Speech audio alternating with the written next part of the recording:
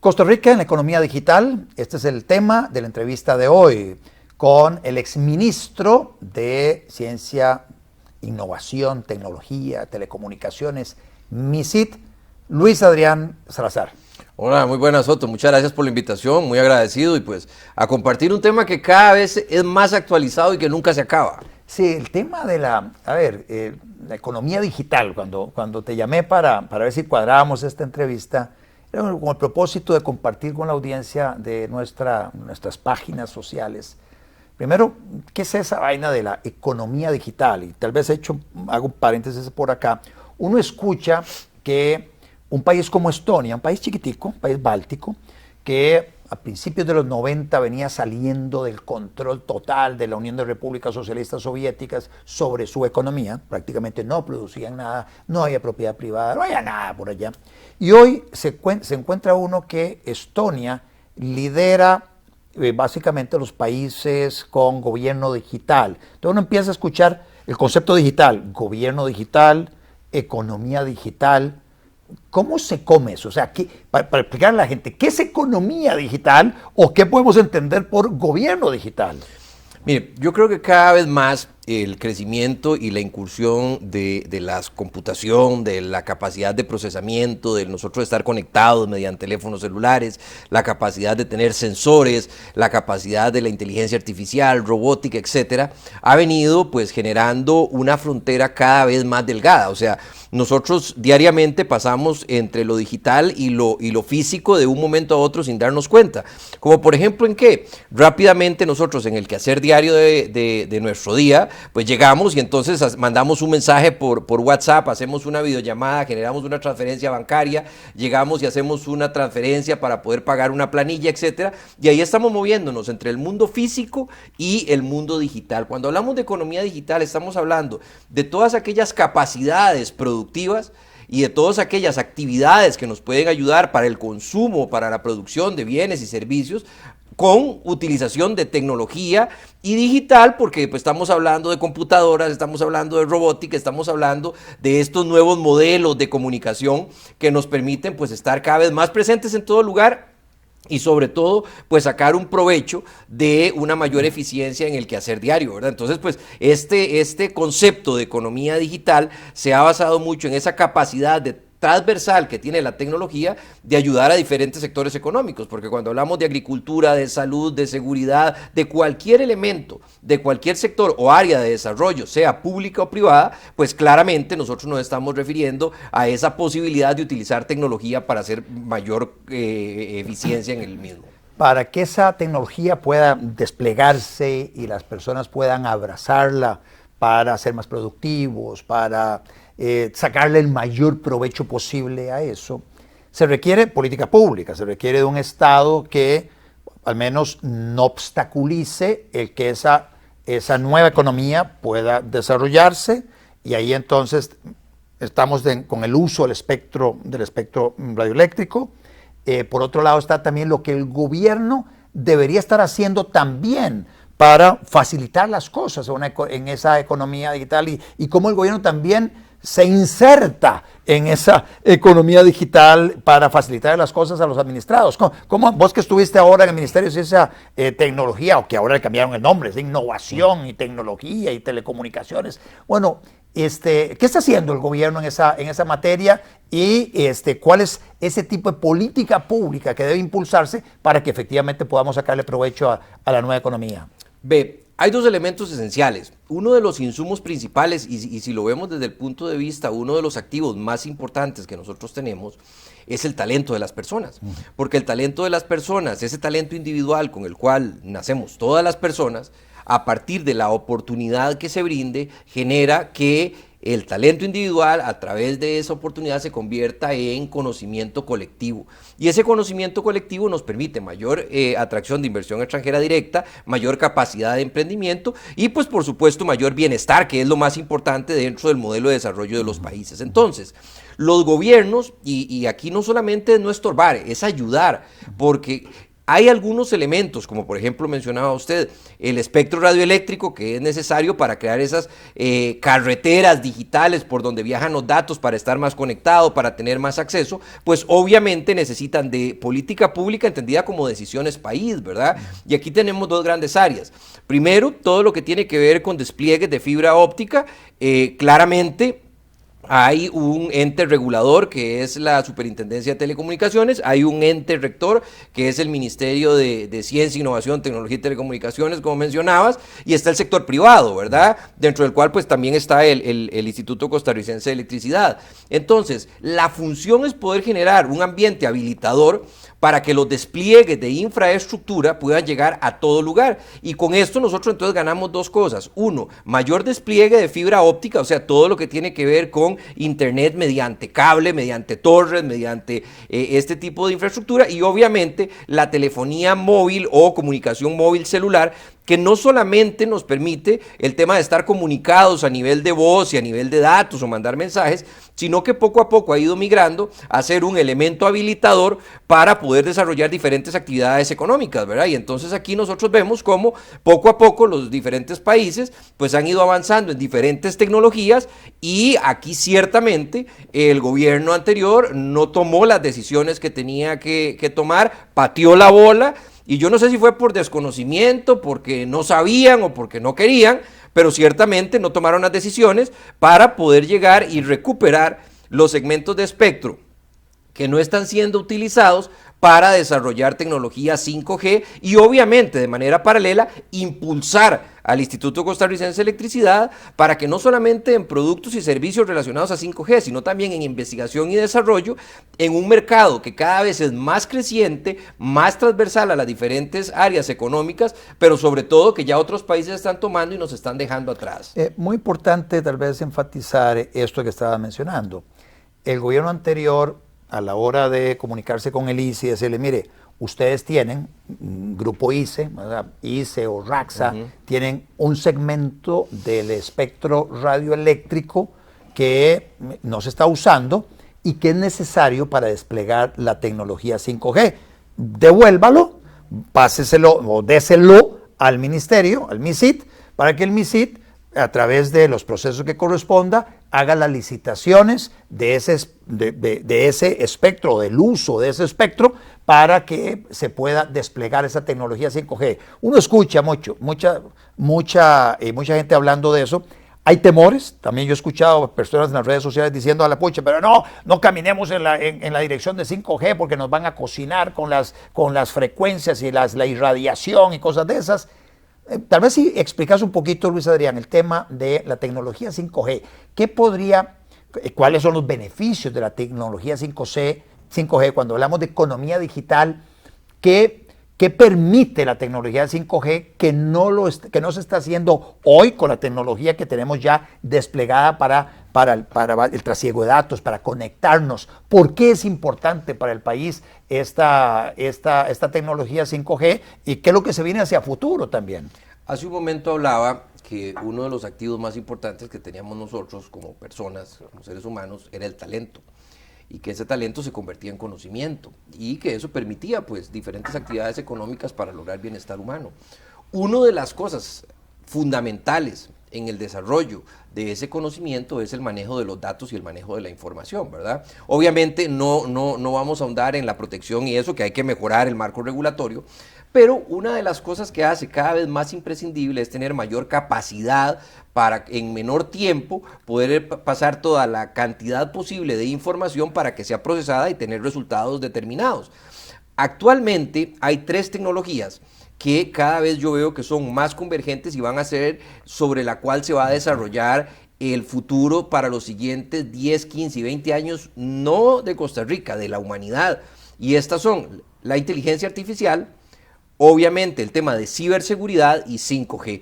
Todo muy apalancado sobre el tema de la capacidad computacional, y entran temas más profundos como la computación cuántica, etcétera, que son elementos que realmente van a generar factores diferenciadores en las economías.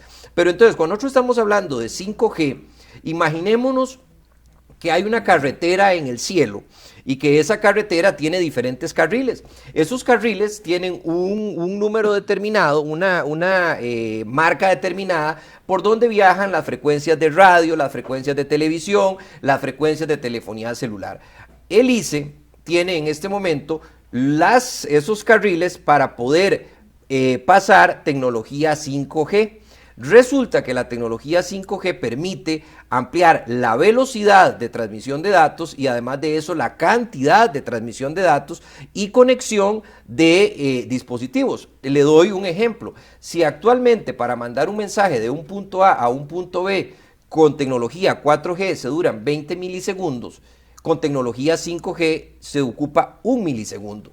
Si actualmente una radio base, o sea, una torre puede conectar alrededor a 1 kilómetro cuadrado 100,000 dispositivos, con 5G puede conectar 1.000.000 de dispositivos. Entonces, cuando estamos hablando de que nosotros ocupamos el incorporar tecnología para el cuidado de los cultivos, para poder llegar y mejorar los carros autónomos, para reducir la huella de carbono, para llevar el control de cuál es el estado de gestación de un animal en el sector agropecuario. Cuando estamos hablando de que esa masificación de lo que se conoce con el Internet de las cosas, con la posibilidad de que yo tenga en mi reloj un medidor de presión y si tengo problemas arteriales o estoy teniendo un problema de corazón, inmediatamente esa información sea remitida a un hospital en tanto yo voy llegando.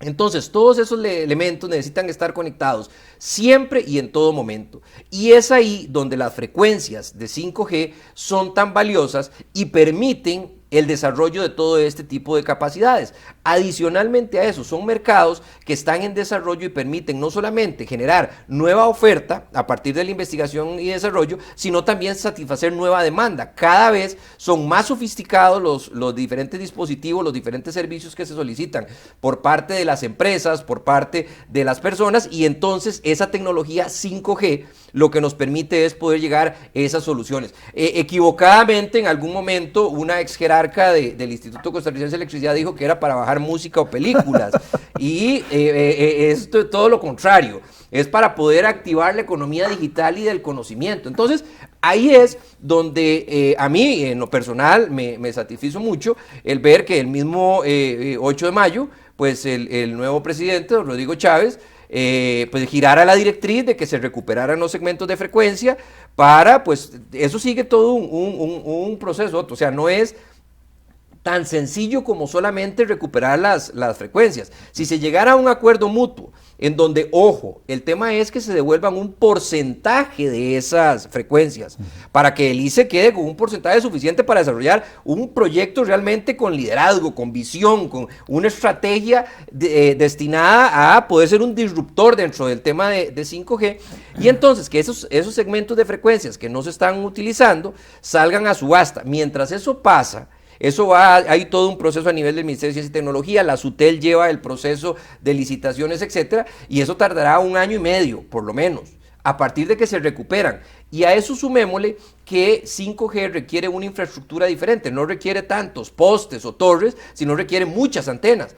Entonces son proyectos que realmente generan una inversión donde lo que debe hacer el gobierno, y yo creo que en este momento pues empieza bien el gobierno de Rodrigo Chávez, es dar seguridad técnica y jurídica, porque las inversiones son realmente grandes. O sea, un proyecto para masificar 5G son varios cientos de millones de dólares lo que debe de invertirse, y entonces pues ahí está destinado la decisión país, la política pública que hablábamos hace un rato, de ser un país innovador, de mejorar la calidad en educación, de mejorar los esquemas de salud, de agricultura, etcétera, utilizando tecnología, como ya lo están haciendo países muy cercanos a nosotros. República Dominicana ya licitó los segmentos de espectro para 5G. Colombia, Argentina, si bien no han licitado todos los segmentos, ya están dando permisos experimentales para que las diferentes operadores, proveedores de servicio, empiecen a hacer investigación y desarrollo, etcétera.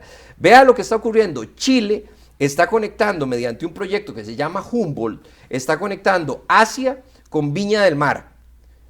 14.816 kilómetros de fibra óptica bajo el océano, conectando Asia con Chile. ¿Para qué? Para poder inyectar de capacidad que no solamente dependan, porque la mayoría de cables, como se conecta a internet, eso todo es por cables, ¿verdad? Y vienen los cables desde Estados Unidos, etcétera, vienen por debajo del agua y llegan a Limón o a Punta Arenas, a las diferentes costas. Entonces, para no solamente tener conectividad desde el norte, sino también tener una entrada alternativa para inyectar de megacapacidad para poder proveer de capacidad de 5G, no solo a Chile, sino a todos los países que están alrededor, Argentina, Brasil, etcétera. Entonces ahí ves que hay un cambio sustantivo en el modelo de desarrollo de un país, porque entonces los diferentes programas de generación de empleo, de reducción de pobreza, de ambiente, se ven apoyados por tecnología de punta, que adicionalmente a eso genera unas oportunidades en los mercados altamente competitivas. Estaba mencionando una inversión de muchos cientos de millones de dólares. Esto me imagino es en los equipos, en las antenas, pero también el recurso humano para hacer la colocación de todo esto, el pago que se le haga al Estado costarricense de ese segmento del espectro para poderlo desplegar, y eso va a fondear aún más o a engrosar aún más los recursos que en teoría Fonatel debería utilizar para reducir la brecha digital en el país. Esto está mencionando que más o menos si el gobierno tiene claro el norte, pisa el acelerador para caminar en esta dirección, podríamos estar pensando que 1 año y medio a 2 años y medio, 3 años, ya se hayan adjudicado esos segmentos y ya las inversiones empiecen a llegar al país. Más o menos ese es el tiempo. Mira, idealmente. Ahora, con una ventaja, y es que vea que usted hace una concatenación de ideas que llevan al mismo punto, con una ventaja, y es que el ICE puede empezar ya, porque el ICE tiene el ICE ya cuenta con espectro, pero vea la concatenación que usted genera, la cual yo comparto, y donde vemos la economía digital reflejada, porque resulta que entonces esas inversiones por la venta de espectro van a generar más recursos a Fonatel. Claramente, el gobierno anterior pues tomó una decisión, y esa decisión fue una decisión de las peores decisiones que se han tomado en el desarrollo. Además de eso, rompieron todos volaron todos los puentes hacia el sector de telecomunicaciones, el gobierno anterior, pero hicieron algo que era todavía más aberrante, que era el tema de pensar en pagar deuda pública con los fondos de Fonatel. Y entonces primero eran 70 millones, luego eran 140 millones más, luego resulta que entonces metieron un proyecto de ley que se llama Alfabetización Digital, que la Contraloría dijo que no hacía falta porque podía emitir política pública el Ministerio de Ciencia y Tecnología. Entonces, ojo, que ¿a qué nos devolvemos? A que este modelo de poder llegar y meter a Costa Rica en economía digital se ve en un círculo virtuoso donde potencia el talento, y claramente hay cosas que se pueden mejorar, pero hay que invertirle el dinero en lo que fue creado de acuerdo a la legislación, que es la Ley General de Telecomunicaciones. Y entonces, adicional a esos ingresos y a ese círculo virtuoso que tenemos nosotros que hacer para que se ejecute de manera efectiva y podamos tener escuelas conectadas, más hogares conectados, más parques conectados, entra el tema de que esas inversiones no solamente es que reditúan desde el punto de vista de que se tenga la posibilidad de estar más conectados, etcétera, sino que se ocupa más talento. Eso permite nuevas inversiones en investigación y desarrollo. O sea, Costa Rica en este momento, hoy el día habla de Intel que amplió su capacidad de investigación y desarrollo. Y cuando estamos hablando de investigación y desarrollo, ¿qué es lo que estamos hablando? De ese talento transformado a través de la educación colectiva en conocimiento. Y ese conocimiento entonces nos coloca a nosotros dentro de una posición de liderazgo a nivel internacional, donde los focos empiezan a volverse hacia nosotros. Entonces temas como dispositivos médicos, como software, empiezan a ser más atractivos para que, bajo el concepto de nearshoring, más empresas vengan acá. Eso permite que además de eso, más startups, más empresas pequeñas, emprendimientos, decidan y se aventuren a poder trabajar en temas asociados a la tecnología, y entonces genera un círculo realmente virtuoso, más allá de un círculo, una espiral donde cada vez son más el alcance que tiene, genera más trabajo, no se le carga el trabajo a un sector gubernamental que lo que tiene que hacer es eliminar a un montón de instituciones, y entonces pues yo creo que ahí entra un aire fresco, ahí se potencia el modelo de desarrollo que nosotros tenemos como país y sobre el cual hoy en día pues nosotros somos foco internacional. ¿Qué es lo que tenemos? Que crear y plantar una semilla para que permita que dentro de 5 años sigamos yendo y dentro de 10 años también. A nivel de talentos, porque mencionaste el tema de que, claro, al desplegar toda esa tecnología nueva, se abre un mundo de oportunidades también para, para disrupciones tecnológicas que vayan a mejorar la calidad de vida de todos aquí en Costa Rica, pero también casi que para producir para el mundo, para exportar tecnología, para exportar ya productos terminados, etc. ¿Cómo andamos nosotros en relación con la formación de ese recurso humano, de ese talento para poder aprovechar esta economía digital? ¿Cómo anda la malla curricular de las diferentes universidades en Costa Rica? Cursos cortos que puedan complementar lo que son cursos formales a nivel universitario. ¿Cómo andamos en esa parte? Recordemos que ahora se utilizan mucho los términos, y aquí hay dos grandes áreas, donde hablamos mucho de todo el tema de upskilling y reskilling, de cómo mejorar las capacidades que tenemos, sí, o recalificarnos. Yo creo que también está el new skilling, ¿verdad? El cómo volver, el tener nuevas capacidades que no se tienen. Pero yo creo que aquí las universidades han hecho un esfuerzo para poder ir moldeando sus diferentes mallas curriculares para poder enfrentar los cambios de demanda que hay por parte de las empresas. Sin embargo, yo aquí creo dos cosas. Uno, fundamental el hecho de poder generar, y creo que el INA podría jugar un papel muy importante, y además de eso muchas de las empresas que actualmente se dedican a formación, que son tipo bootcamp, o sea, cursos cortos para especialización, porque cada vez existe más convergencia de conocimientos. Ocupamos un psicólogo especialista en inteligencia artificial o un abogado experto en robótica. Cada vez la convergencia tecnológica es mayor y cada vez nosotros ocupamos saber más cosas. Y además de eso, no puede o no llegamos a un punto donde digamos que sabemos todo lo necesario para poder desarrollarnos en un área específica, porque el crecimiento del conocimiento es tan amplio, tan rápido y tan escalable que nos cuesta pues nosotros poder llegar y decir estamos en el top of the line, o sea, estamos en la línea máxima para poder nosotros llegar y decir somos expertos en. Eso representa un gran reto, pero también una gran oportunidad. Pero donde realmente está el tema que hay que definir y hay que trabajar con cirugía de precisión es en el tema de primaria y secundaria.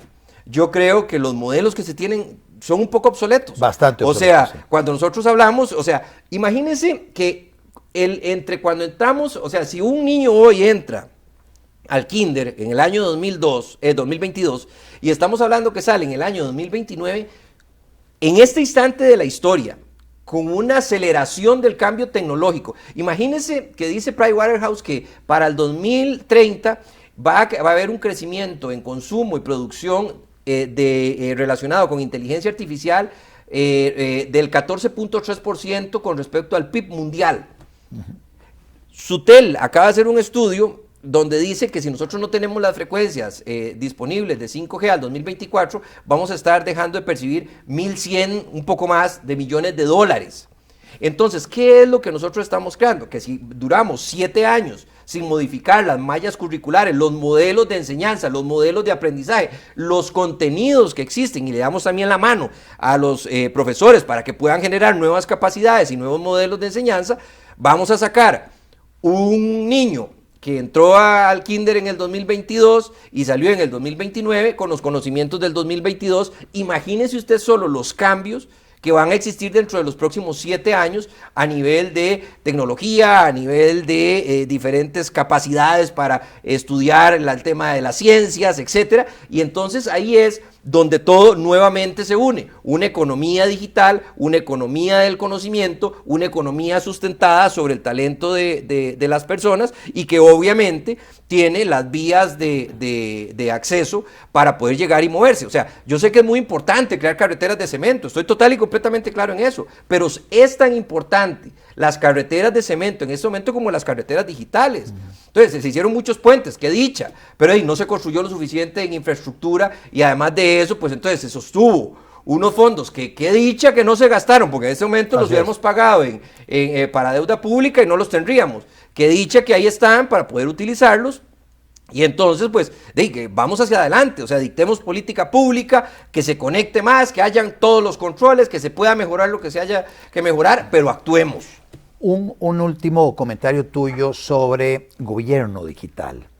En las últimas administraciones ha habido, digamos, la intención de tener algo en esa dirección, pero le dan la rectoría de gobierno digital, se lo metieron en algún momento a Mideplan, luego se lo quitaron, se lo pusieron a otra entidad, al Ministerio de Trabajo, y luego por ahí han dado a ICE en algún momento y se lo quitaron. ¿A dónde andamos con el tema de gobierno digital y la parte también de la reforma que tiene que hacer el Estado costarricense para mejorar la relación con los administrados, los servicios que nos brinda, de tal manera que a través de la digitalización, de la interacción entre quienes gobiernan y los administrados, facilitarle la vida a la gente? ¿Cómo andamos en esa parte? Mire, hubo, como usted lo dice, todo un cambio de lugares. La primera oficina de gobierno digital me tocó abrirla a mí en el gobierno de don Abel Pacheco, porque don Abel llegó y me dijo que qué quería trabajar yo, entonces yo le dije que me dejara abrir una oficina de gobierno digital. Luego me nombraron viceministro de Ciencia y Tecnología, eso fue en el 2003, 2004, por ahí, porque se había ido el ministro, y entonces en ese momento me nombraron viceministro de Ciencia y Tecnología, pero desde ahí han dado por todo lado. Y resulta que hay un tema que es fundamental. Ahora se aprobó una ley para crear una agencia nacional de gobierno digital que va a estar adscrita al Ministerio de Ciencia y Tecnología. No sé si ya está funcionando, y si no sé si está funcionando, debe ser que no está funcionando, ¿verdad? Pero lo más importante de esto es que yo creo que hay elementos, y hace un rato usted mencionaba Estonia. En el año 2019, a mí me tocó estar en Tallinn, en Estonia, capital de Estonia, firmando con el gobierno de Estonia un convenio de cooperación para el desarrollo de gobierno digital. Y aquí vino gente de la agencia de gobierno digital de Estonia, y se hizo un portal, un sitio web de trámites para empezar con algunos trámites que se llamaba puravidadigital.cr, que no sé qué pasó, y además de eso se firmó con Emiratos Árabes para trabajar en los temas de inteligencia artificial, y entonces empezaron a hacer una serie de situaciones de esas que no sé en qué paró. Pareciera que no ocurrió nada, como ocurrió en los 2 últimos años, y hubo un tema que fue esencial. Y es que si usted quiere avanzar en gobierno digital, tiene que tener 3 elementos fundamentales. 1, interoperabilidad. Y yo creo que ahí se empezó a trabajar con X-Road. X-Road es una plataforma que utilizan en Estonia para poder llegar y conectar las diferentes instituciones. Y entonces, si yo llego a una ventanilla X y ocupo datos de la A y B, que eso se pueda llegar y compartir. Claramente hay un frenazo, y es en el uso de información, el uso de datos de información. Yo creo que es necesario que se haga un análisis del marco jurídico para poder llegar y sustentar aún más, porque aún más creo que es poco, el tema de protección de datos, de uso de información, etcétera, para que entonces los ciudadanos estén lo suficientemente protegidos, y las empresas, a la hora de que haya una interacción entre diferentes bases de datos para poder hacerlo. Entonces, el tema de interoperabilidad. Segundo, el tema de identidad digital. Es muy difícil sacar firma digital, es muy cara sacar firma digital. Así es. Entonces, los procesos que se habían empezado, primero para poder usar firma digital transfronteriza, que eso se había empezado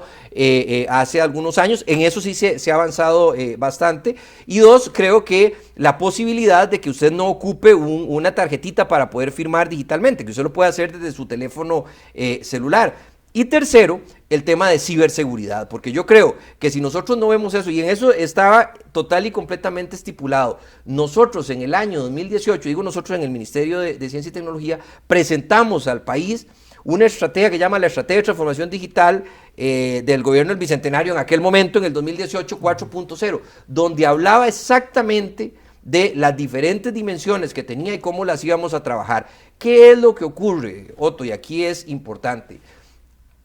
En el gobierno de la República, o en los diferentes gobiernos de la República, unos más, otros menos, porque hay gobiernos que han avanzado en esto y que le han dado un real espaldarazo para que esto camine, hay cosas que son importantes y hay cosas que son prioritarias. Y cuando algo es importante, todo el mundo lo ve bonito, todo el mundo lo saluda, pero no pasa mucho.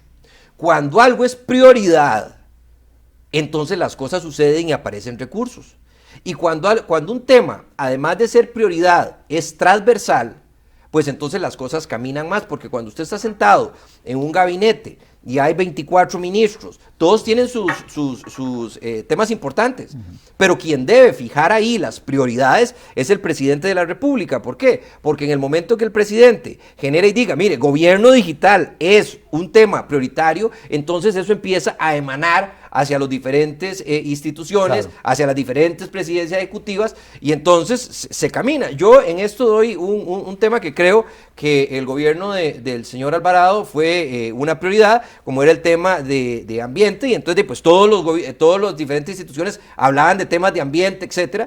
Entonces, si nosotros queremos insertarnos dentro de los siguientes 15 años con liderazgo, con capacidad, con robustez, dándole oportunidades a las empresas y a los ciudadanos, tiene que haber esa prioridad país, o sea, esa decisión país liderada por el presidente de que haya un proceso de digitalización, y entonces cuando se hacen los procesos de simplificación de trámites, cuando se arregla todo el marco regulatorio para poder hacer trámites que son muy largos y complejos, hacerlos más pequeños, etcétera, pues simple y sencillamente se habilitan a través de los mecanismos digitales y entonces quedan digitalizados. Pero entonces podemos entrar ahí en un juego, y aquí es muy importante, entre el juego de que a veces tenemos legislación analógica para en un mundo digital, ¿verdad? Entonces, ahí tenemos que empezar a validar qué tenemos que modernizar. Los expertos en leyes lo dirán, pero qué tenemos que modernizar, etcétera, para que así hagamos un Estado mucho más ágil, mucho menos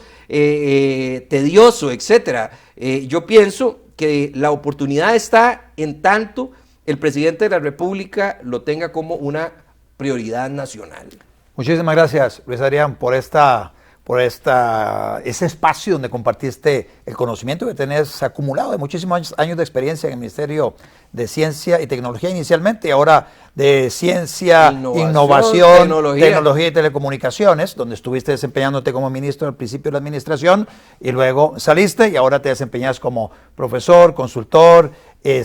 Ojalá que esta entrevista pueda llegar a personas que promuevan política pública y que esa ruta que estás mencionando la podamos seguir. Yo estoy plenamente convencido de que ese es el camino, y por eso te agradezco el espacio acá. No, muchas gracias a usted y a todos los que nos acompañaron en esta entrevista. Muchas gracias. Listo, muchas gracias a ustedes por su atención.